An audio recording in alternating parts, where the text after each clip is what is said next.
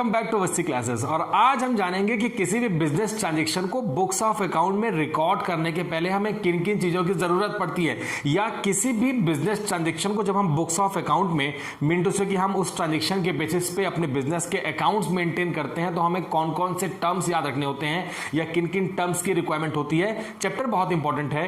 Heading लिखा हुआ है origin of transactions, source document of accountancy. Origin of transaction, किसी भी बिजनेस ट्रांजैक्शन का ओरिजिन, कोई भी ऐसा ट्रांजैक्शन जो बिजनेस के साथ में हुआ है और उसका एग्जिस्टेंस हो गया है। मैं अगर कहूं कि किसी भी बिजनेस ट्रांजैक्शन का जन्म हुआ है, उसकी बर्थ हुई है, तो वो कौन सा डॉक्यूमेंट है जिसके थ्रू हम इस बात को चेक कर पाएंगे कि हाँ ये बिजनेस ट्रांजैक्शन हुई है और इसका ये एविडेंस है। तो कोई ना कोई एविडेंस होना चाहिए, कोई ना कोई प्रूफ होना चाहिए, वो डॉक्यूमेंट के फॉर्म में प्रूफ होना चाहिए और उसे हम कहते हैं ओरिजिन ऑफ ट्रांजैक्शन। और वहीं अगर सेकंड पॉइंट देखते हैं तो लिखा हुआ है सोर्स डॉक्यूमेंट ऑफ अकाउंटिंग, एक ऐसा डॉक्यूमेंट जो सोर्स है हमारे अकाउंट्स को मेंटेन करने के लिए। तो टर्म दो हैं, अलग अलग टर्म है। पहला जिसमें हमने किसी भी बिजनेस में जिस ट्रांजैक्शन को हमने आइडेंटिफाई किया है कि हाँ भैया ये ट्रांजैक्शन बिजनेस की है और इसके बेसिस पे हम अकाउंट्स बनाएंगे, तो आपको टू इंपॉर्टेंट एलिमेंट याद रखने हैं। पहला वो जब आपने ट्रांजैक्शन को आइडेंटिफाई किया है तो आइडेंटिफाई करने के बाद में आपने बिजनेस से डीलिंग कर ली है और डीलिंग करने के लिए आपने जो वहां पर डॉक्यूमेंट रखे हैं या डॉक्यूमेंट कलेक्ट किए हैं, इसे हम कहते हैं ओरिजिन डॉक्यूमेंट। अगर आप देखेंगे ओरिजिन और transaction, origin of transaction, transaction को ओरिजिन करने के टाइम पे जो डॉक्यूमेंट लगा है उसे हम कहते हैं ओरिजिन डॉक्यूमेंट। अब डॉक्यूमेंट के बेसिस पे आपने ट्रांजैक्शन को डन कर लिया, अब इस ट्रांजैक्शन को हमें अकाउंट्स की तरफ मूव करना है। इस ट्रांजैक्शन के बेसिस पे हमें अकाउंट्स बनाने हैं, तो एक दूसरा डॉक्यूमेंट भी वहां पर लगेगा, उसे हम कहते हैं वाउचर, जो अकाउंट्स मेंटेन करने को ऑथेंटिसिटी प्रोवाइड करते हैं कि हम अकाउंट्स किस के बेसिस पर बनाएंगे। तो डिफरेंस है यहां पर। अगर आप देखेंगे source document of accounting, and second number पर लिखा है मैंने वाउचर। तो सेगमेंट बहुत क्लियर है कि टू इंपॉर्टेंट टर्म्स के बारे में डिस्कशन है, सोर्स डॉक्यूमेंट एंड वाउचर्स के बारे में। स्टार्ट करते हैं सोर्स डॉक्यूमेंट के बारे में। आप सबको पता है कि सोर्स डॉक्यूमेंट क्या होता है, बस हमें उसका टेक्निकल मतलब जान लेना है। अब आपका क्वेश्चन ये हो सकता है कि हम बहुत सारी चीजें डे टू डे लाइफ में परचेस करते हैं लेकिन उसका हम कोई वहां पर बिल नहीं लेते, हम वहां पर उसका कोई रिकॉर्डिंग ऑफ ट्रांजेक्शन नहीं करते हैं। तो मेरे बच्चों, हमने करना है बिजनेस ट्रांजैक्शन को रिकॉर्ड। हम अपने डे टू डे लाइफ में बहुत सारे ऐसे ट्रांजैक्शन होते हैं जिसको हम डोमेस्टिक पर्पस से यूज करते हैं, और ऐसे केस में जब वो बिजनेस ट्रांजैक्शन का पार्ट नहीं बन पाता है, उसके लिए हमें किसी को प्रूफ देने की जरूरत नहीं है, किसी एविडेंस की जरूरत नहीं है, और ऐसे में हमारे लिए जरूरी नहीं है कि हमारे पास डॉक्यूमेंट हो। लेकिन क्योंकि हम बिजनेस ट्रांजैक्शन की बात कर रहे हैं, क्योंकि हम अकाउंट्स तो बिजनेस ट्रांजैक्शन का ही रिकॉर्ड करेंगे ना, हम अपने डोमेस्टिक खर्चे के लिए जो अकाउंट बनाते हैं उसका हम डेबिट क्रेडिट नहीं करते, उसका हम एक पर्टिकुलर अकाउंटिंग ईयर में नॉर्मली हिसाब किताब रखते हैं हम, लेकिन डेबिट क्रेडिट रूल्स फॉलो नहीं करते हैं। हमें अकाउंट्स करना है according to double entry system, और इस अकाउंटिंग सिस्टम के अकॉर्डिंग हमें जब अकाउंट्स मेंटेन करना होगा तो उसका एविडेंस प्रूफ हमारे पास में चाहिए होगा।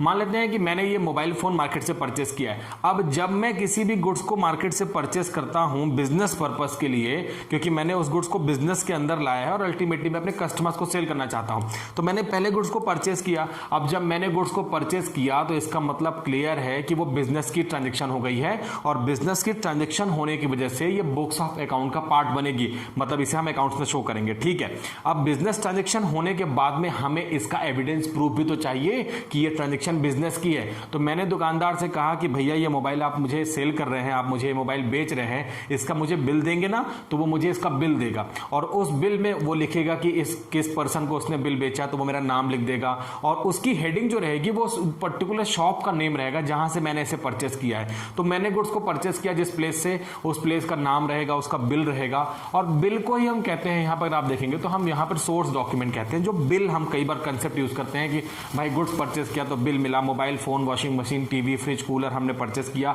हमने बहुत सारा बिजनेस के लिए और अप्लायंसेस परचेस किए, बिजनेस के लिए जो ट्रांजेक्शन कर रहे हैं, कस्टमर को सेल कर रहे हैं, तो हमको बिल मिलता भी है और हम बिल देते भी हैं। तो इसी बिल को ही हम कहते हैं सोर्स डॉक्यूमेंट।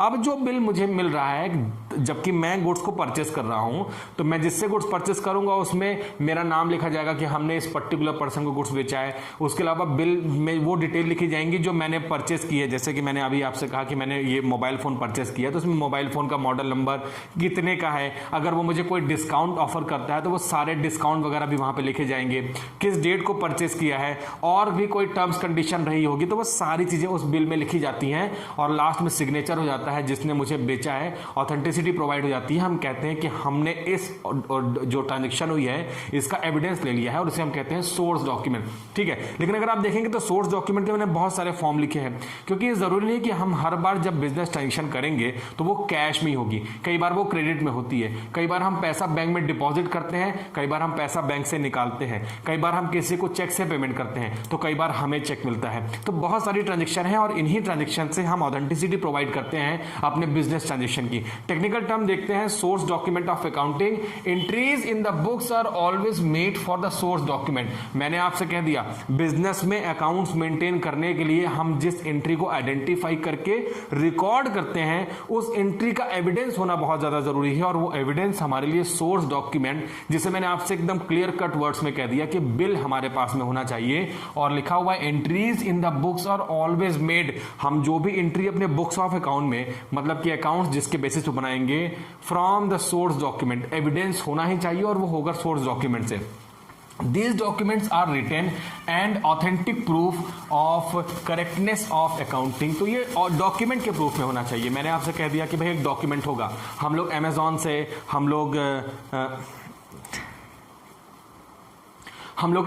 से, हम लोग मिंत्रा से, फ्लिपकार्ट से बहुत सारे ऑनलाइन गुड्स को परचेस करते हैं ना, तो आप देखेंगे जिस बॉक्स में वो पैक होके आता है उसमें एक बिल भी लगा रहता है। ठीक वही बिल की हम बात कर रहे हैं, क्योंकि वो इस बात का प्रूफ है कि भाई हमने गुड्स को परचेस किया है, आपका नाम लिखा रहता है, आपका एड्रेस, गुड्स कहाँ से आया, क्या क्वांटिटी, बहुत सारी चीजें उसमें लिखी रहती हैं। तो ये है कि दीज डॉक्यूमेंट्स आर रिटन, वो रिटन फॉर्म में होगा। And authentic proof of correctness of accounts, और इस बात का प्रूफ होगा, ऑथेंटिक प्रूफ होगा कि हाँ आपने इस गुड्स को परचेस किया है और इसी गुड्स को परचेस करने के बाद आपने इसकी बुक्स ऑफ अकाउंट में एंट्री पास कर दी है, जिसका जो सोर्स डॉक्यूमेंट का प्रूफ है वो बिल है। तो बात क्लियर हो गई।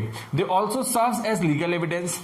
कभी फ्यूचर में डिस्प्यूट हो गया, कोर्ट में हम गए और वो शॉपकीपर जिससे मैंने ये मोबाइल परचेस किया था और उसने मुझसे कह दिया कि ये मोबाइल तो इस पर्सन ने हमारे दुकान से चोरी किया हुआ है, लेकिन मैं यहाँ पे प्रूफ कर सकता हूँ, क्योंकि जब ये मोबाइल मैंने परचेस किया था मार्केट से, उस टाइम पे मैंने उस सेलर से एविडेंस के फॉर्म में बिल ले लिया था और उसने सिग्नेचर करके मुझे दिया था, मेरा नाम लिखा था उसमें, कितने का गुड्स था, जो अमाउंट था वो लिखा था, कौन कौन से गुड्स परचेस किए थे वो सारी डिटेल वहां पे लिखी थी, डेट लिखी थी, तो ये सारी बातें लिखी थी। तो ये इस बात का प्रूफ है कि हाँ बिजनेस ट्रांजैक्शन है। कहीं लीगल वे में अगर आपके पास में एड्रेस सिचुएशन क्रिएट हो जाती है तो वहां पर आप इसे एज अ प्रूफ वहां पर शो कर सकते हैं। तो लिखा हुआ है also serve as legal evidence. तो जरूरी है कि किसी भी बिजनेस ट्रांजैक्शन को करने पर हम वहां से उसका कैश, किसी भी बिजनेस ट्रांजैक्शन को करने पर वहां से उसका हम सोर्स डॉक्यूमेंट मीन टू से कि बिल जरूर ले लें, ये आपको ध्यान रखना है। Also required for audit and tax purpose. हमें अपने अकाउंट्स की, मैंने कहा कि एक लिमिट है उसके ऊपर, हमें अपने अकाउंट्स की जांच करानी होती है। गवर्नमेंट के ऑडिटर्स होते हैं, चार्टर्ड अकाउंटेंट होते हैं जो हमारे अकाउंट्स की जांच करते हैं, हमें कितना टैक्स गवर्नमेंट ऑफ इंडिया को पे करना है, इन सब चीजों के लिए भी हमारे लिए सोर्स डॉक्यूमेंट का होना कंपलसरी है। तो सोर्स डॉक्यूमेंट का मतलब बहुत क्लियर है, किसी भी बिजनेस ट्रांजेक्शन को करने के टाइम पे हम जो बिल लेते हैं या हम जो बिल देते हैं उसे हम कहते हैं सोर्स डॉक्यूमेंट, और यही सोर्स डॉक्यूमेंट हमारे अकाउंट्स बनाने में हमारी हेल्प करते हैं। मैंने एक सिंपल सा लाइन लिया कि बिल उसे हम कहते हैं। अब यहां पर बिल की जो टाइप है वो देख लेते हैं, क्योंकि हमें ट्रांजेक्शन को रिकॉर्ड करना है। सबसे पहला लिखा है कैश मेमो। बिजनेस में हमने ये पहले जान लिया है कि हमें बिजनेस में जो ट्रांजेक्शन होगी वो 2 टाइप्स की ट्रांजेक्शन हो सकती है। पहली हो सकती है कि हम किसी भी गुड्स को या तो कैश में परचेस करते हैं या कैश में सेल्स करते हैं, जिसे हम कहते हैं कैश ट्रांजेक्शंस। गुड्स कैश में आएगा और कैश में बिकेगा, हम यहाँ पर कोई भी क्रेडिट या उधार नहीं बेचते हैं। लेकिन वहीं दूसरा एक ट्रेड पॉलिसी होती है जिसमें हम कस्टमर्स को उधार में गुड्स बेचते भी हैं और उधार में हम अपने सप्लायर से गुड्स खरीदते भी हैं। तो कैश और क्रेडिट दोनों ही टाइप की ट्रांजेक्शन बिजनेस में होती हैं। अगर हम बिजनेस में कैश ट्रांजेक्शन करते हैं, मींस या तो हम गुड्स को कैश में परचेस करते हैं या हम गुड्स को कैश में सेल्स करते हैं, उस टाइम पे हम जो वहां पर डॉक्यूमेंट इशू करते हैं, जो बिल इशू करते हैं, उसे हम कहते हैं कैश मेमो। कैश मेमो का मतलब हो गया कि मैंने इस बिल को परचेस किया था मार्केट से और इसका मैंने पेमेंट कैश में किया था, तो उसे मैं कैश मेमो बोलूंगा। उसमें सारी डिटेल लिखी रहेगी जिसे हम बिल कहते हैं। या मैंने किसी को गुड्स बेचा है तो मैं उसे बिल दूंगा कि भाई ये लो, ये तुम्हारे नाम का बिल है, इसमें सारी डिटेल लिखी हुई है और ये इस बात का एविडेंस है कि मैंने तुमको इस डेट को, कि भाई मैंने तुमको इतने टाइप का गुड्स जो इस कैश मेमो में लिखा हुआ है, डिस्क्रिप्शन में लिखा हुआ है, मैंने तुम्हें सेल किया है। तो वहां पर सारी डिटेल लिखी रहती है। आपने कोई डिस्काउंट ऑफर किया है क्योंकि कैश पेमेंट हो रही है तो आप कैश डिस्काउंट दे सकते हैं, और स्पेशल कोई वहां पर इंसेंटिव या डिस्काउंट प्रोवाइड कर सकते हैं, तो सब कुछ लिखा होगा कैश मेमो में, लेकिन लिखा है फॉर कैश ट्रांजेक्शन। ये होता है सिर्फ कैश के ट्रांजेक्शन के लिए। आप किसी से गुड्स को कैश में परचेस कर रहे हैं, आपका मतलब यहाँ पे बिजनेसमैन से है, या बिजनेसमैन किसी को गुड्स कैश में सेल्स कर रहा है, तो उस टाइम पे हम जो बिल देते हैं फाड़ के अपने बिजनेस से, उसे हम कहते हैं कैश मेमो। लेकिन मैंने आपसे कहा कि जब यही ट्रांजेक्शन कैश में ना होकर क्रेडिट में होने लगेगी तो उसे हम कहते हैं इनवॉइस। बस इतना ही फर्क है कि ट्रांजेक्शन कैश में थी तो उसे हमने कहा कि भाई कैश मेमो है, उसे भी हम नॉर्मली कैश मेमो बोलते नहीं है, उसे हम बिल बोलते हैं। ठीक ऐसे ही जब हम गुड्स को क्रेडिट में परचेस करते हैं तो भैया जब क्रेडिट में परचेस करेंगे तब तो बहुत ज्यादा जरूरी है कि आपके पास में एविडेंस होना चाहिए, क्योंकि कैश में तो आपने कैश लिया और गुड्स दे दिया, ठीक है, इससे फ्यूचर में रिलेशन इस पर्टिकुलर पेमेंट के लिए नहीं होगी। ऐसे केस में जब आप गुड्स को क्रेडिट में सेल करेंगे तो आपको उस पर्सन से पेमेंट लेनी है, इस बात का प्रूफ तो चाहिए, या आपने किसी से गुड्स क्रेडिट में परचेस किया है तो आपको उस पर्सन को पेमेंट करनी है, इस बात का भी प्रूफ होना चाहिए। तो ट्रांजेक्शन जब क्रेडिट में होगी तो इंस्टेड ऑफ कैश मेमो हम वहां पे वर्ड यूज करेंगे इनवॉइस बिल। तो इनवॉइस बिल वर्ड यूज करना है, और इनवॉइस और कैश बिल में सिर्फ इतना ही फर्क है कि यहां पर ट्रांजेक्शन क्रेडिट है और कैश में आपकी ट्रांजेक्शन कैश थी। तो लिखा हुआ है for credit transaction, same content जो कैश मेमो में लिखे हुए थे वो सारे ही कंटेंट आपके क्रेडिट मेमो में या इनवॉइस बिल में लिखे होंगे और सारा टर्म्स कंडीशन वही होगा। इसके अलावा लिखा है रिसिप्ट्स। भाई आप किसी से कोई, जब आप नॉर्मली ऐसा होता है, आप लोग इसको अच्छे से समझ सकते हैं कि जब कई बार होता है कि पेरेंट्स हर बार में हमारे स्कूल नहीं आते हैं फीस जमा करने के लिए, वो नॉर्मली आपको दे देते हैं कि लो बेटा ये इस मंथ की फीस है या इस क्वार्टर की फीस है, ये इसे स्कूल में जमा कर देना। आप स्कूल के ऑफिस में जाते हैं, रिसेप्शन में जाते हैं, जो भी उस फीस को कलेक्ट करने वाला पर्सन होता है, आप उसे फीस जमा करते हैं और उसके बदले एक रिसीट लेते हैं और वापस घर में जाके दिखा देते हैं कि मम्मी ये फीस जमा हो गई है इसकी रिसीट से। मतलब कि आपने या तो कैश पेमेंट किया तो उस टाइम पे आपको एक रिसीट मिली जिसे हम कहते हैं कैश रिसीट। अभी ये आपके पॉइंट ऑफ व्यू से हो गया, मतलब कि मान लेते हैं कि हम बिजनेसमैन हैं और हमने किसी चीज का पेमेंट किया है कैश के फॉर्म में और वहां से हमें मिल रही है रिसिप्ट, तो ये कैश रिसिप्ट हो गई है। ठीक ऐसे ही अगर आपके बिजनेस में कोई कस्टमर पेमेंट करने आता है, जैसे मान लेते हैं कि मैंने अभी आपसे कहा कि ये जो गुड्स है मैंने क्रेडिट में परचेस किया था, और जब मैंने गुड्स को क्रेडिट में परचेस किया था तो वहां से मुझे इश्यू हुआ था इनवॉइस, क्योंकि मैं कैश में परचेस करता तो कैश होता। अब जब कैश में परचेस किया तो वो कैश तो उसी टाइम पेमेंट कर दिया था, लेकिन जब मैंने गुड्स को क्रेडिट में परचेस किया, अब मैंने गुड्स को क्रेडिट में परचेस किया और 1 महीने के बाद जब मैं वापस पेमेंट करने गया उसे, इस टाइम भी तो मुझे प्रूफ चाहिए, क्योंकि यहां पर मैं एक और यहां पे ट्रांजेक्शन कर रहा हूं कि अब मैं कैश का पेमेंट कर रहा हूं उस पर्टिकुलर पर्सन को। तो जैसे ही मैं उसको कैश का पेमेंट करूंगा और अपना इनवॉइस दिखाऊंगा कि भैया ये एक बिल है जो मैं आपसे 1 महीने पहले मोबाइल फोन को परचेस करके ले गया था, आज मैं इसका कैश पेमेंट करने आया हूं, ठीक है। अब आप कैश पेमेंट करेंगे तो आपको एक और रिसीट्स मिलेगी, क्योंकि आपने कैश का पेमेंट किया है और उस शॉपकीपर से आपको एक रिसीट्स मिलेगी जिसे हम कहते हैं कैश रिसीप्ट। तो कैश रिसीप्ट, आप किसी भी कैश का पेमेंट करेंगे या कैश रिसीव करेंगे, दोनों ही केसेस में आपको कैश रिसीप्ट इशू करनी है कि हमने इतना पैसा आपसे रिसीव किया, इसका बात का प्रूफ दे दीजिए, या आपने इतना पेमेंट इस पर्सन को किया है तो उसका रिसीप्ट दे दीजिए। तो ये कैश रिसीप्ट है for making payment and receipt for cash. तो आप पेमेंट कैश में करते हैं या कैश रिसीव करते हैं, इसे हम कहते हैं कैश रिसीप्ट। बहुत ईजी है। डेबिट नोट का मतलब होता है when goods return to supplier. इसको बहुत अच्छे से समझिएगा। मान लेते हैं ये 4 मार्कर्स हैं और मैंने अपने सप्लायर से परचेस कर लिए, क्योंकि मैं बिजनेसमैन हूं और ये मार्कर जो है मैं अपने अल्टीमेटली कस्टमर्स को सेल करूंगा, क्योंकि मैं मैन्युफैक्चरर तो हूं नहीं, मैं इस मार्कर की मैन्युफैक्चरिंग नहीं करता हूं। मैंने ये लाया है सप्लायर से, मैं इसमें अपना प्रॉफिट ऐड करने के बाद में इसे कस्टमर को सेल कर दूंगा, ठीक हो गया।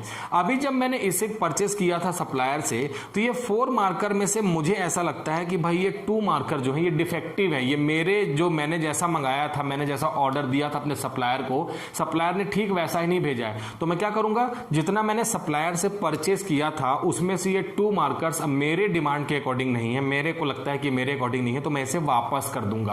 अब वापस कर दूंगा, इसका मतलब ये थोड़ी ना हो गया कि आपने उस सप्लायर से फ्यूचर्स के लिए सारे ही बिजनेस ट्रांजेक्शन रिलेशन को खत्म कर लिए। आपने कहा कि भाई ये 2 मार्कर मेरी पसंद के नहीं है, मैं इन्हें वापस कर रहा हूं, और फ्यूचर में जब आप मुझे वापस गुड्स भेजोगे तो इसका जो 2 मार्कर का पैसा मैंने आपको दे दिया है इसे वहां से डिडक्ट कर देना। आप मुझे अभी कैश मत दो, मुझे ऐसा नहीं है कि आपने गुड्स वापस किया और सप्लायर से डायरेक्ट आपको कैश मिल गया, क्योंकि सप्लायर से तो लगातार आपको गुड्स को परचेस करते रहना है। तो ऐसे केस में आपने सप्लायर को जो गुड्स वापस किया है तो और आपने कहा कि भाई ये 2 गुड्स वापस कर रहा हूं, इसका पैसा आप अपने यहां बैलेंस मेंटेन कर लो, फ्यूचर में जब गुड्स भेजना तो उसमें से इतना पैसा मैं आपको नहीं दूंगा, क्योंकि मैंने इतने गुड्स तो आपको वापस कर दिया था। और इसी टाइम के इसी एविडेंस को रिकॉर्ड करने के लिए, ट्रांजेक्शन को रिकॉर्ड करने के लिए हमने वहां पर एक एविडेंस तैयार किया और उसे हमने नाम दिया debit note. When goods return to supplier, आपने गुड्स को सप्लायर को रिटर्न किया है और सप्लायर को रिटर्न करने के बाद आपने बता दिया कि ये 2 मार्कर की पेमेंट अब आपका बैलेंस है, आप मुझे दोगे, तो कैश में मत दो, फ्यूचर में जब आप और मार्कर बेचना तो उसमें से 2 मार्कर का पैसा वहां से डिडक्ट कर देना।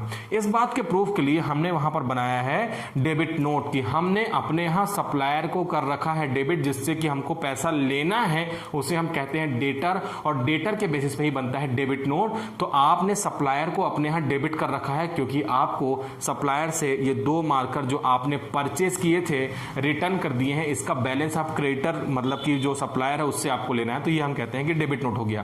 क्रेडिट नोट जस्ट उल्टा, आपने ये 4 मार्कर परचेज किए थे सप्लायर से और आपने इसे कस्टमर को सेल कर दिया। अब एक कस्टमर आता है कि भैया ये मार्कर जो आपने 4 मार्कर मुझे बेचे हैं इसमें से 1 मार्कर मुझे पसंद नहीं आ रहा, ये आप मुझसे वापस ले लो।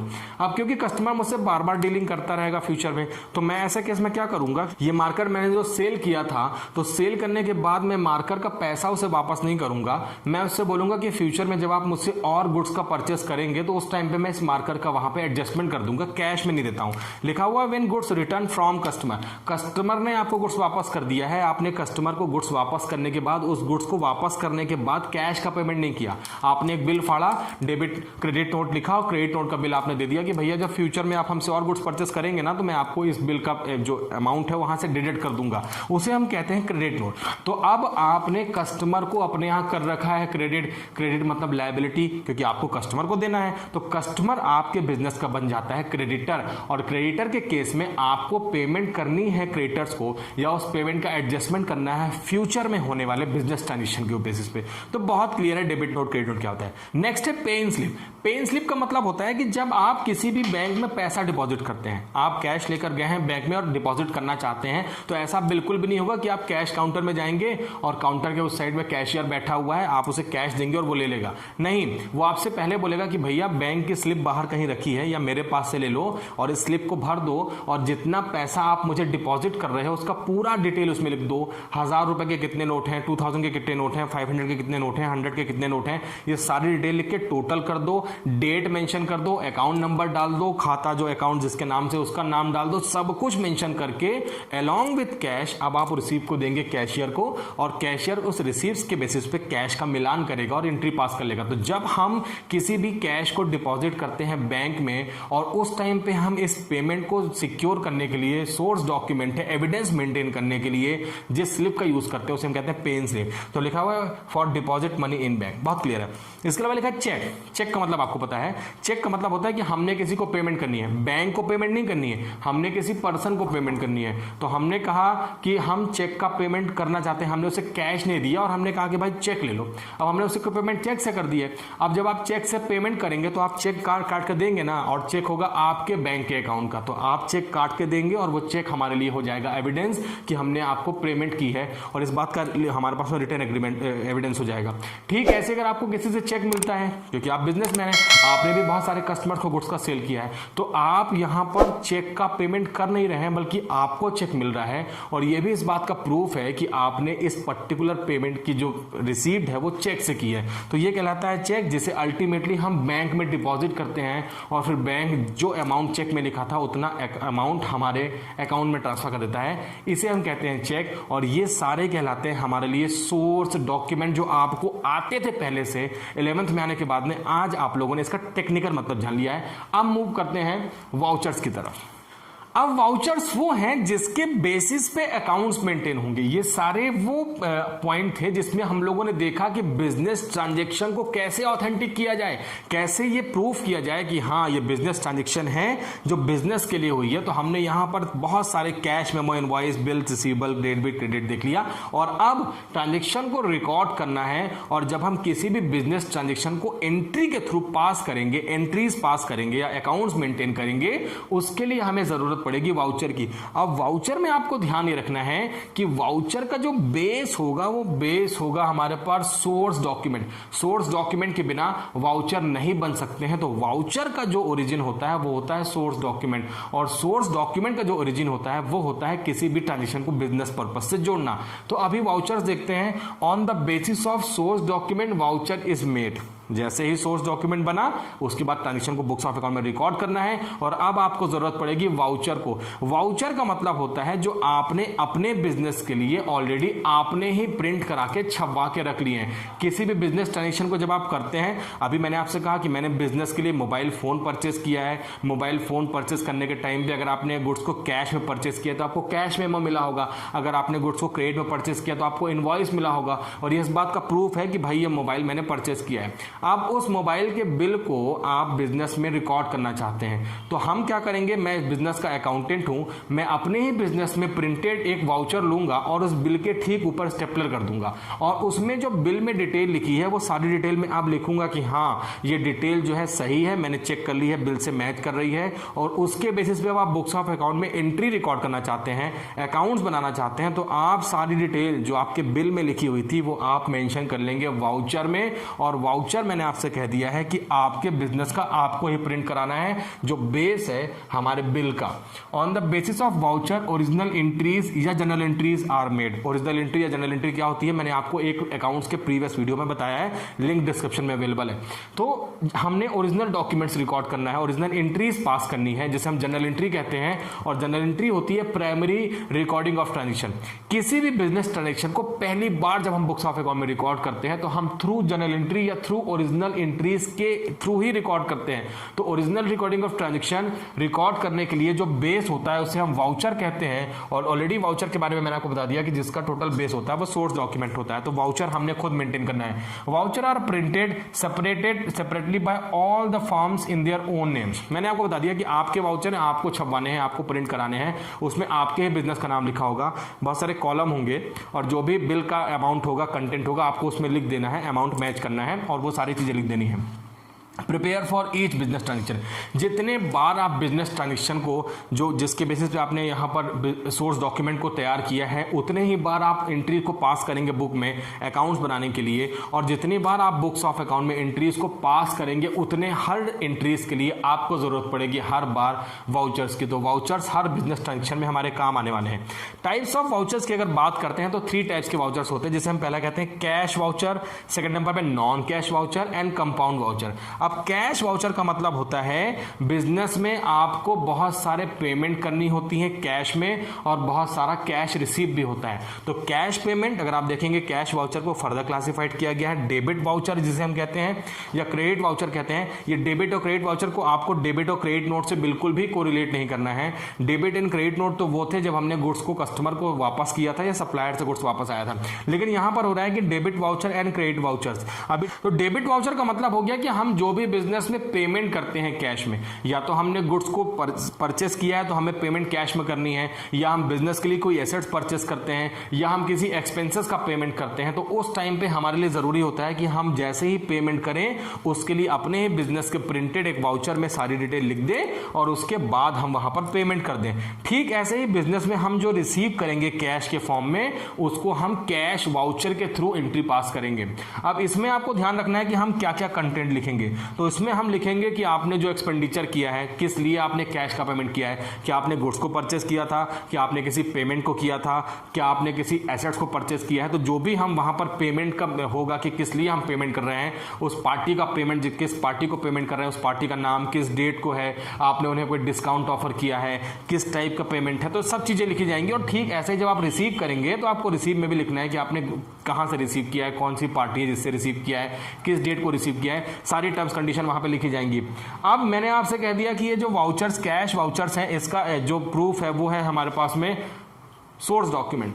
लेकिन बहुत सारे ऐसे भी एक्सपेंडिचर होते हैं मेरे बच्चों जिसका कोई सोर्स डॉक्यूमेंट नहीं होता है। जैसे एग्जांपल दे सकता हूं आपको कि भाई नॉर्मली बिजनेस में बहुत सारे एक्सपेंडिचर ऐसे होते हैं जो बहुत छोटे क्वांटिटी के होते हैं। जैसे बिजनेस में हम रिफ्रेशमेंट करते हैं, हमने अपने आज एम्प्लॉयज़ को समोसा खिलवा दिया, आज नाश्ता करवा दिया, आज चाय आ गई, कोई हमारा कस्टमर आया उसने हमसे कहा कि भाई मुझे पान मसाला खाना है, पान खाना है, तो हमने उसे पान खिलवा दिया। अब इनका कहाँ तक बिल आप मेंटेन करते रहेंगे। ऐसे केस में छोटे छोटे खर्चों के लिए आपको खुद सारी डिटेल जो होती है कहीं पर रिकॉर्ड जो आपने रफ में रिकॉर्ड की थी, उसी रिकॉर्ड्स को आपको वाउचर में रिकॉर्ड करके और फिर उसकी एंट्री पास करनी है। तो इसका मतलब बहुत क्लियर हो गया कि अकाउंट्स तभी बनेंगे जब आपने उसका वाउचर बना लिया है, वाउचर तभी बनेंगे जब आपके पास में उसका सोर्स डॉक्यूमेंट होगा। कुछ जगहों पे सोर्स डॉक्यूमेंट नहीं होता छोटे छोटे खर्चों के लिए, तो मैंने आपसे कह दिया कि वाउचर में आप उसको रिकॉर्ड कर सकते हैं, लेकिन अकाउंटिंग ट्रांजेक्शन को रिकॉर्ड करने के लिए बुक्स ऑफ अकाउंट में वाउचर्स का होना जरूरी है, ये आपको ध्यान रखना है। और वो दो तरीके का हो सकता है। इसके अलावा नॉन कैश वाउचर्स है, आप किसी भी गुड्स को या तो कैश में ना परचेस करके क्रेडिट में परचेस कर रहे हैं या क्रेडिट में सेल कर रहे हैं, आप किसी को कैश में ना पेमेंट करके पेमेंट को बाद में देने का वादा कर रहे हैं कि हम पेमेंट बाद में देंगे या बाद में रिसीव करेंगे। ऐसे सारे नॉन कैश ट्रांजेक्शन के लिए हम यहां पर मेंटेन करते हैं नॉन कैश वाउचर। और नॉन कैश वाउचर हो चाहे कैश वाउचर हो, अंदर के कंटेंट सब सेम रहेंगे कि किस पार्टी को देना है, किस पार्टी को लेना है, क्या गुड्स बेचा है, क्या गुड्स खरीदा है, किस डेट को हुआ है, क्या टर्म्स कंडीशन है, सब कुछ लिखा रहेगा। और इसे हम कहते हैं नॉन कैश वाउचर। और एक और है जिसे हम कहते हैं कंपाउंड वाउचर। कंपाउंड वाउचर का मतलब होता है कि जहां पर आपने एक ही वाउचर में किसको कितना देना है और किससे कितना लेना है उसके बारे में आपने कंपाउंड लिख रखा है, मतलब एक को डेबिट कर रखा है, बहुत सारे क्रेडिट कर रखे हैं, या किसी एक को क्रेडिट कर रखा है, बहुत सारे डेबिट कर रखे हैं। तो टेक्निकल टर्म है, धीरे धीरे और फ्यूचर में समझ में आने लगेगा। तो इसे हम कहते हैं कंपाउंड वाउचर। और ये हमारे लिए वाउचर है और ये हमारे लिए सोर्स डॉक्यूमेंट है। इसको पढ़ने के बाद नेक्स्ट वीडियो में मैं आपको सिखाऊंगा कि जनरल एंट्री में हम कैसे एंट्रीज को गोल्डन रूल्स को फॉलो करते हुए करते हैं। एक्साइटमेंट बहुत ज्यादा होना चाहिए क्योंकि अब हम मूव करेंगे न्यूमेरिकल क्वेश्चन की तरफ में और देखेंगे कैसे ओरिजिनल बुक्स ऑफ अकाउंट में जनरल एंट्री को मेंटेन करते हैं। वेट करिए, फिर मिलते हैं। इस वीडियो को देखकर इसे समझने की कोशिश करिए और अपना ख्याल रखिएगा।